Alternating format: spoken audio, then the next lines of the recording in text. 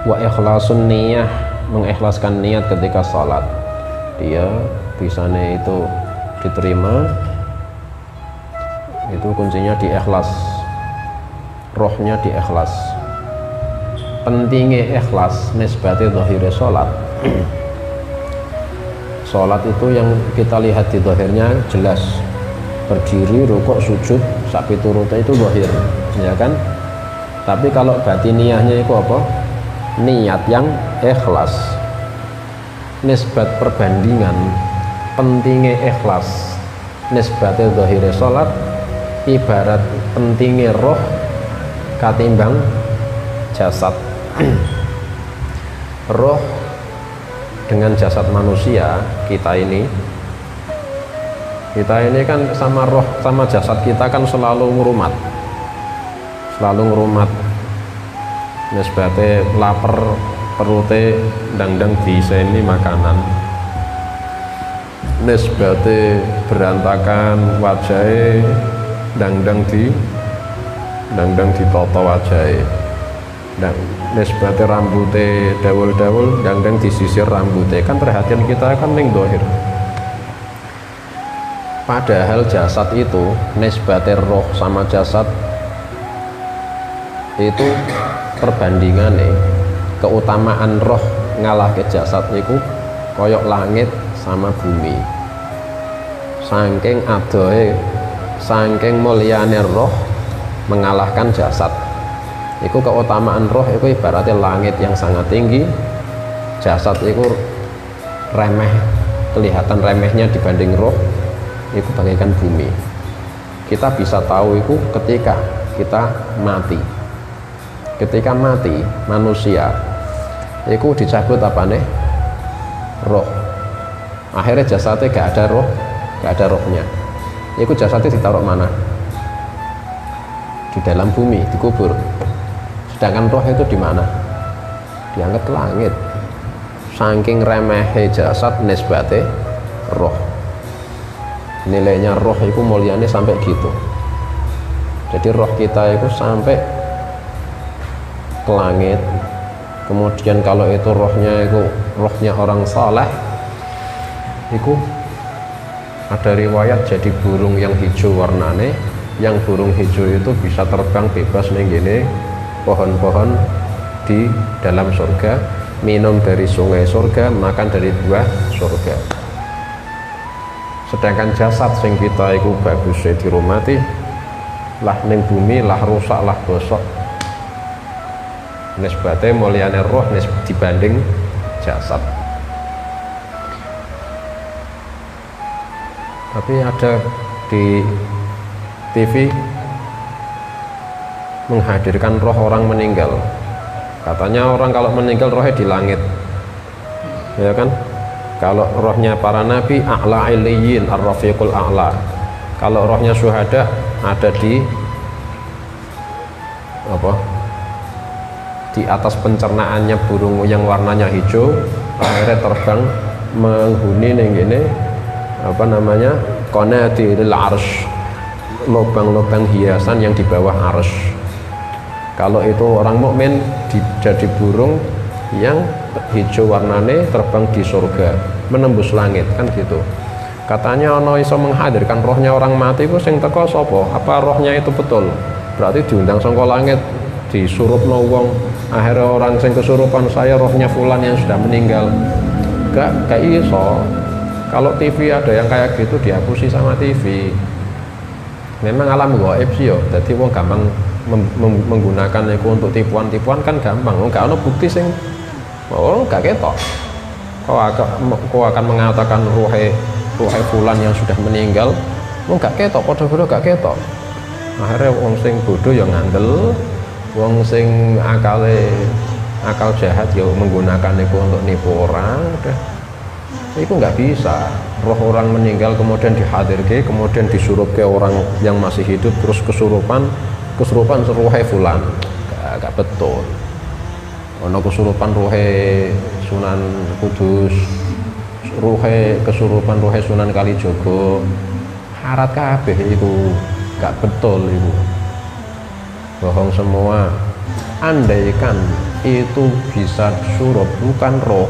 Andaikan itu betul-betul yang mendekati, yang paling mendekati sosoknya itu jin korin, jin korin. Misal fulan Zaid namanya, Zaid meninggal misal, terus kepingin menghadirkan dukun-dukunan nang TV ya, biasanya orang iki menghadirkan rohnya si Zaid. Akhirnya orang itu dijadikan mediasi, disurupi, kesurupan ngaku nih, siapa kau? Aku Zaid. Akhirnya cerita semua pengalamannya Zaid, ngerti kabeh. Akhirnya kan orang-orang ngandel, dibenerke karo saksi mata, Zaid orangnya gitu. Itu bukan rohnya Zaid. Paling mentop-mentop yang paling mendekati jin korinnya Zaid yang sekarang masih hidup. Jin korin kan selalu mendampingi kita kabeh punya jin korin, itu pun yang paling mendekati. Andai kan enggak ya jin-jin toko mburi kebun itu, jin siapa wae jin sing ning mburi kebun suruh penuang iki ngaku Zaid, engko dikai pakanan nanti kalau kau gelem. Perjanjian sama jin istikhdam. Enggak ada menghadirkan roh orang mati, enggak ada. Makanya orang ilmu gaib iku memang gaib, akhirnya akeh sing mengaku-ngaku. Wong bodoh akeh sing percaya.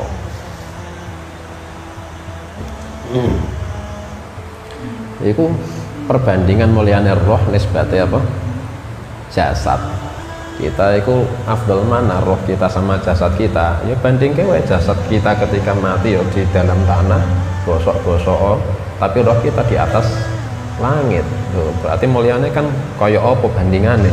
Mulyane roh nisbate salat, dohiri salat, berdirinya, rukuknya, sujudnya itu kayak jasad, tapi ikhlasnya niat, adabnya di dalam hati itu ibarat roh. Walhasil orang atau kita sholatnya selama ini rukuk sujudnya gak pernah ninggal, tapi jarang oleh khusyuk, ya ibaratnya ya mayat yang digeletak kayak gitu aja tanpa honor roh, ya apa gunane, gak dikubur-kubur aja dah. Itu pentingnya niat, pentingnya ikhlas nisbate sholat yang zahir, tapi juga harus ada ikhlasnya niat di dalam hati. Wal qasdu lillah, inginnya itu tujuannya hanya Gusti Allah. Makanya saya dulu dikasih doa, diajari doa sama guru saya. Guru saya ngajari doa kalau mau takbiratul ihram itu membaca ilahi anta maqsudi, Allahumma ma'i, Allahu syahidi, Allahu nadhirun ilayya. Allahumma ma'i sebelum takbiratul ihram, Allahumma ma'i, Allahu syahidi, Allahu nadhirun ilayya, ilahi anta maqsudi wa ridhaka matlubi, a'tini mahabbataka wa ma'rifatak. Allahumma ma'i, Allahu syahidi, Allahu nadhirun ilayya, ilahi anta maqsudi wa ridhaka matlubi, a'tini mahabbataka wa ma'rifatak. Itu doa buat kita itu artinya penting, artinya sangat bagus. Ilahi anta maqsudi, ya Tuhanku, kau itulah tujuanku. Aku ini mau sholat ya Allah, tujuanku itu kau, yakni mendekati kau ya Allah. Ilahi anta maqsudi wa ridhaka matlubi, yang tak cari itu hadiah yang paling besar, yaitu ridho. Wa ridwanun minallahi akbar, a'tini mahabbataka wa ma'rifatak, mohon kasih saya, kecintaanmu dan ma'rifat sama kau ya Allah. Baru takbiratul ihram. Bu membantu setiap sholat bacaan, setiap mau sholat bacaan, insya Allah jadi ahlul ma'rifah, jadi ahlul mahabbah. Setiap sholat baca itu terus ya Allah. Nah, orang paling tingginya ilmu itu ya ilmu ma'rifat billah, paling tingginya ilmu, bukan cuma ilmu nahwu sorof fikih, yaitu masya Allah itu wajib itu, tapi yang paling tinggi ya ilmu ma'rifat billah lah. Ilmu itu semuanya kan sarana untuk ma'rifat billah. Nah, kita minta aja langsung ketika mau sholat, a'tini mahabbataka wa ma'rifatak.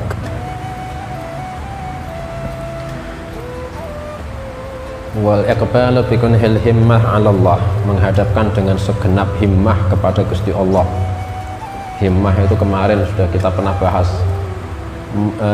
nihayatul iradah itu himmah.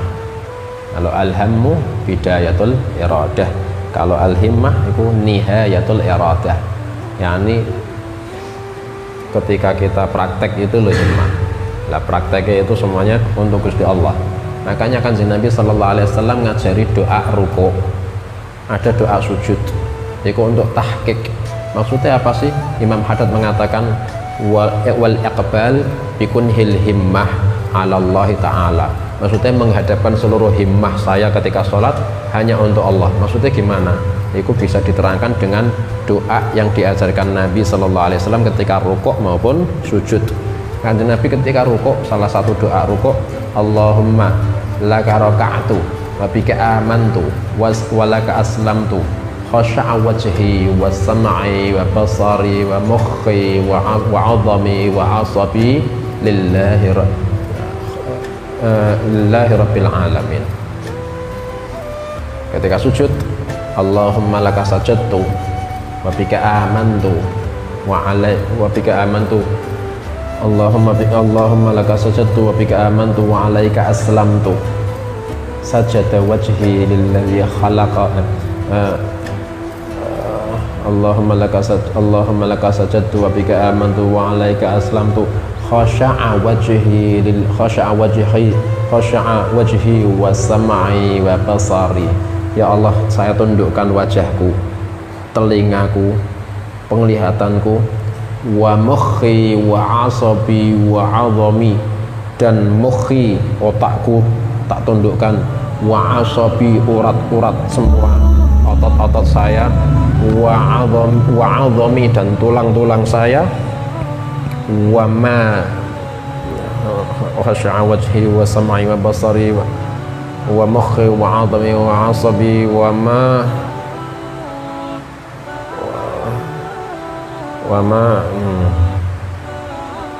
dan seluruh tubuh yang ada di atas kakiku tak tundukkan semua kepada Gusti Allah. Itu maknanya kunhil himmah, itu termasuk cari yang al-adhkar itu. Allahumma laka sajadtu wa bika amantu wa alaika aslamtu khasha'a wajhi wa sam'i wa basari wa mukhi wa 'azami wa asabi wa mastaqamat bihi qadami lillahi rabbil alamin.